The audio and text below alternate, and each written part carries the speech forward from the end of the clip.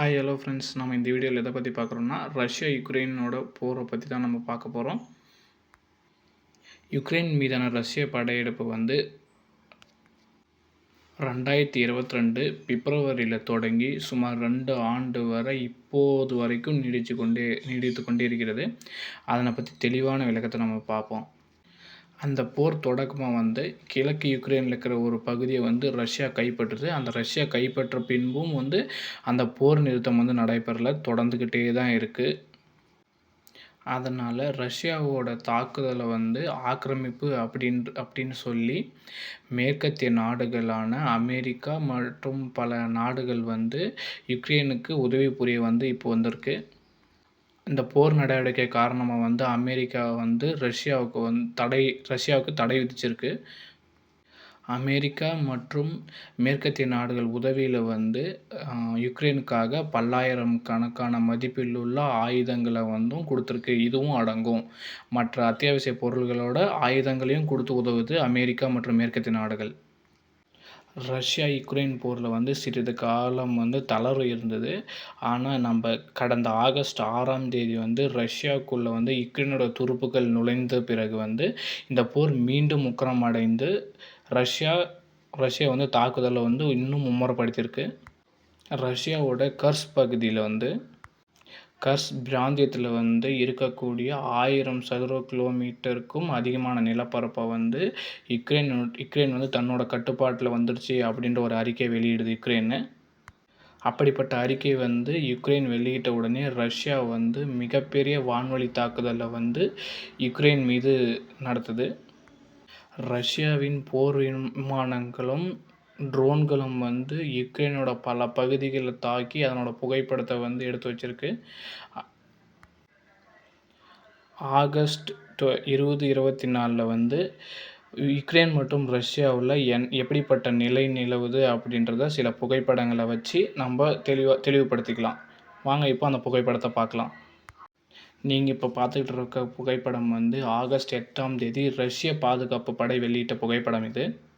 இந்த புகைப்படத்தில் என்ன தெரியுதுன்னா, யுக்ரைன் எல்லையை ஒட்டியுள்ள கர்ஸ் பிராந்தியத்தில் யுக்ரைன் படையினரின் ஆயுத தளவாடங்கள் மீது ரஷ்யா வான்வழி தாக்குதலை நடத்திய காட்சி தான் இது. நம்ம தெளிவாக பார்க்கலாம். ரஷ்யா நடத்திய தாக்குதலுக்கு ஆதாரமாக ரஷ்யாவே வெளியிட்ட புகைப்படம் தான் இது. இப்போது அடுத்த புகைப்படத்தை பார்க்கலாம். இந்த புகைப்படம் ஆகஸ்ட் 9ஆம் தேதி வெளியிடப்பட்ட புகைப்படம். இந்த புகைப்படம் யுக்ரைனோட டொனெட்ஸ்க் பிராந்தியத்தில் எடுக்கப்பட்ட புகைப்படம். யுக்ரைன் நாட்டோட 22வது படைப்பிரிவினர் ரஷ்யாவை தாக்குவதற்காக ட்ரோன்களை ரெடி பண்ணிட்டு இருக்காங்க. இந்த ட்ரோன் யுக்ரைனோட வெற்றிக்கும் பல சாதகமாக இருந்திருக்கு. இந்த ட்ரோன் தான் ரஷ்ய படை வீரர்களை டாமினேட் செய்த முதல் கருவி. யுக்ரைனோட முதல் ஆயுதம் இதுதான். நீங்கள் பார்த்துட்ருக்க புகைப்படம் ஆகஸ்ட் 12 வெளியான புகைப்படம். ரஷ்ய நாட்டோட எல்லைக்குள்ளே யுக்ரைன் படைகள் புகுந்தது பின்னாடி ரஷ்யாவோட எல்லையோரமான சமி பிராந்தியத்தில் சோவியத் தயாரிப்பான T-72 டேங்குகள் யுக்ரைனோட துருப்புகள் இதை செயல்படுத்திட்டு போகிறத நம்ம பார்க்கலாம். யுக்ரைனும் ரஷ்யாவுக்கு தன்னால் முடிஞ்ச அளவுக்கு பலத்த அடியை தான் கொடுத்துட்டு வருது. அடுத்ததாக நம்ம பார்க்க போகிற புகைப்படம் ஆகஸ்ட் 16 வெளியான புகைப்படம் இது.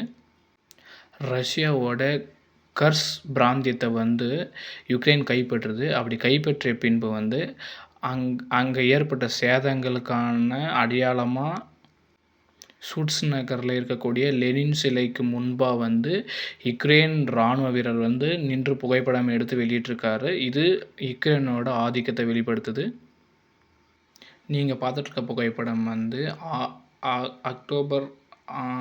ஆகஸ்ட் 25 வெளியான புகைப்படம் இது. யுக்ரைனில் டொனெட்ஸ்க் பிராந்தியத்தில் கிராமாடோர்ஸ்க் நகரில் ஷாப் ஃபயர் ஹோட்டல் அருகே ரஷ்யாவோட இஸ்கந்தர் M ஏவுகணை தாக்கியதால் இடிந்து விழுந்த கட்டடத்தில் அவசர கால மீட்பு குழுவினர் மீட்பு பணியில் ஈடுபட்டிருக்கிறத நாம் இந்த புகைப்படத்தில் தெளிவாக பார்க்கலாம். 2 நாட்டிலும் இப்படிப்பட்ட நிலைகள் தான் நடந்துக்கிட்டு வருது. தொடர்ந்து மாற்றி மாற்றி ஒவ்வொரு நாடும் தாக்கிக் கொண்டே இருக்குது. அடுத்ததாக நீங்கள் பார்த்துட்ருக்க புகைப்படம் வந்து ஆகஸ்ட் 27ஆம் தேதி வெளியிடப்பட்ட புகைப்படம். சமீபத்திய புகைப்படம் இது. யுக்ரைனோட ஜப்போரிஷியா பிராந்தியத்தில் ரஷ்யா நடத்திய வான்வழி தாக்குதல் மூலமாக தன்னோட வீட்டை இழந்த பெண் வந்து கண்ணீர் விட்டு அலறுதை வந்து யுக்ரைன் நாட்டோட பத்திரிகையாளர்கள் வந்து வெளியிட்டிருக்காங்க. அதை நாம் இந்த புகைப்படத்தில் பார்க்கலாம். இப்போது உங்களுக்கு தெரிகிற புகைப்படமும் ஆகஸ்ட் 27ஆம் தேதி வெளியிடப்பட்ட புகைப்படம் தான். யுக்ரைன் தலைநகர் கியூ மீது வந்து ரஷ்யா வான்வழி தாக்குதல் நடத்தியதால் பாதுகாப்புக்காகவும் இருக்க இடமில்லாததால் ரஷ்யாவோட மெட்ரோ ரயில் நிலையத்தில் வந்து மக்கள் தஞ்சம் புகுந்திருக்காங்க. அப்படிப்பட்ட ஒரு புகைப்படத்தை தான் நம்ம இப்போ பார்த்துட்ருக்கோம். இப்போ நீங்கள் பார்த்துட்ருக்க புகைப்படம் வந்து ஆகஸ்ட் 27ஆம் தேதி வெளியிட்ட புகைப்படம்னா யுக்ரைனோட பொக்ரோவாஸ் நகரை ரஷ்ய படைகள் வந்து நெருங்குவதால் அந்நகரை விட்டு பொதுமக்களை வந்து வெளியேற்ற பணி நடந்துக்கிட்டு இருக்கு. அப்போது அந்த வெளியேற்றம் பணி நடந்து கொண்டிருக்கும்போது ஒரு பெண்ணும் அவரது 2 வயது மகனும் வந்து எதிர்காலத்தை எண்ணி கலங்கக்கூடிய நிலையில் வந்து ஒரு புகைப்படத்தை வெளியிட்டிருக்காங்க. இருக்க இடம் எல்லாத்தையும் விட்டுட்டு வெளியேற நிலைமை இப்போ அவங்களுக்கு வந்திருக்கு. அடுத்ததாக நீங்கள் பார்க்கக்கூடிய படம் வந்து யுக்ரைனோட இராணுவ வீரர்கள் வந்து திடீர்னு ரஷ்யாவோட எல்லையான கர்ஸ் பகுதி பிராந்தியத்தில் வந்து நுழைஞ்சிருக்காங்க. அதனால் வந்து இந்த கர்ஸ் பிராந்தியத்தில் வசிக்கக்கூடிய வந்து சாதாரண மக்கள் வந்து பாதுகாப்பான இடத்தை தேடி வந்து இடப்பெயர்ச்சி அடைகிறத வந்து நாம் பார்க்கலாம்.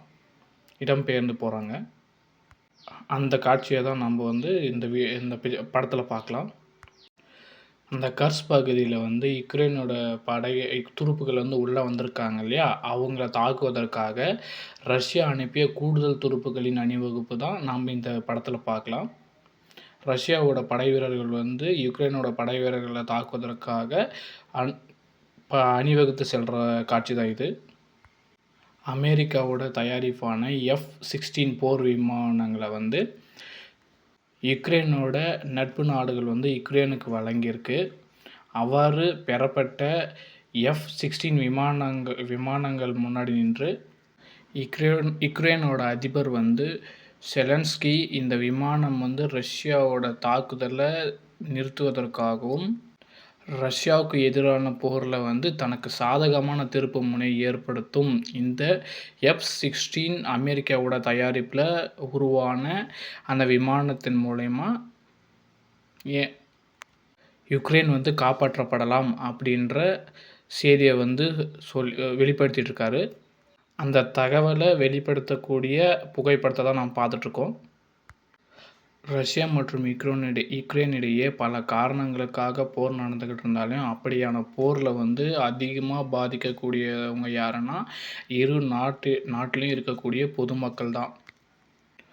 உடை, இருப்பிடம், உணவு, இதுக்கு முன்னே வாழ்ந்துட்டு இருந்த இடம் அனைத்தையும் விட்டுட்டு வேறு ஒரு இடத்திற்கு போகக்கூடிய நிலைமை வந்து யுக்ரைன் மற்றும் ரஷ்யா மக்களிடையே பெரிதும் பாதிப்பை ஏற்படுத்தியிருக்கு. இதன் மூலயமா பொதுமக்களோட பொருளாதாரத்திலும் பெரிதும் பாதிக்கப்படும். அங்கே இருக்கக்கூடிய மாணவர்களோட படிப்பிலும் பாதிப்பு ஏற்படும்.